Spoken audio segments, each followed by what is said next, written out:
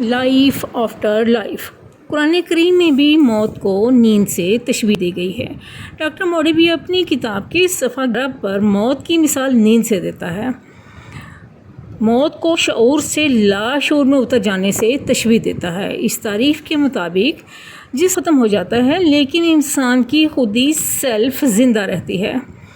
Doctor صاحب کہتے ہیں کہ قدیم ترین انسانی معاشروں کے لوگ بھی جسم کی موت کے بعد بھی انسان کی خودی کے زندہ رہنے پر ایمان رکھتے تھے۔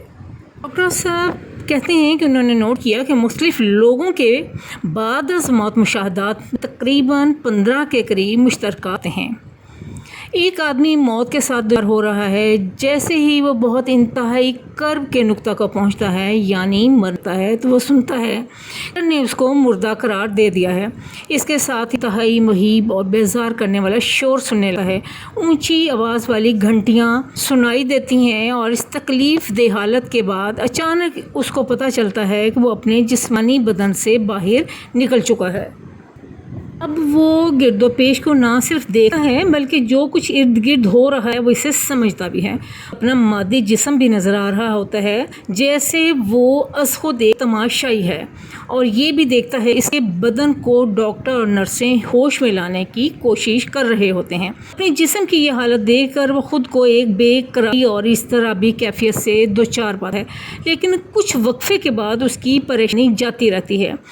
اسے ایسے محسوس ہوتا ہے کہ اس نئی حالت میں اس کا اپنا بھی کوئی جسم، لیکن یہ جسم پرانا جسم نہیں جو ہمیں پڑا نظر آتا ہے، بلکہ ایک لطیف جسم ہوتا ہے جو بآسانی اوپر نیچے ہر طرف حرکت کر سکتا ہے، دیکھ سکتا ہے، سن سکتا ہے۔ اکثر لوگ سناتے ہیں کہ موت کی تکلیف کے فوری بعد انہیں بڑا سکون ملا۔ ایک صاحب جن کا بیان ہے کہ زخم پر شدید درد کی لہر اٹھی لیکن مر کر سکون آ گیا۔ مجھے ایسے لگا جیسے میں اندھیروں میں تیر رہا ہوں، مجھے اتنا سکون ملا اتنا زندگی میں کبھی تصور نہیں کر سکتا تھا۔ ایک جو کہ زخمی ہو گیا تھا اس نے بتایا، جیسے ہی مجھے بم چھرے لگے مجھے ہرگز درد نہیں ہوا بلکہ میرے اوپر سکون چھا گیا۔ اتنا سکون میں نے زندگی میں کبھی محسوس نہیں کیا، ہی اچھا احساس تھا۔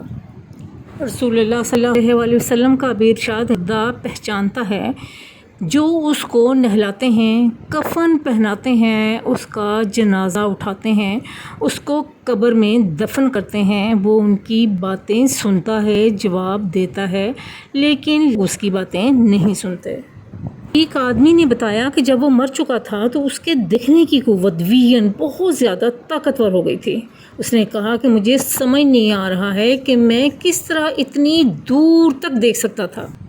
مرنے والے لوگوں نے بتایا کہ وہ زندہ لوگوں کی باتوں کو سنتے تھے، ہجوم میں ایک ایک بات سمجھتے تھے، لیکن اپنا مدعا کسی کو نہ سنا سکتے تھے۔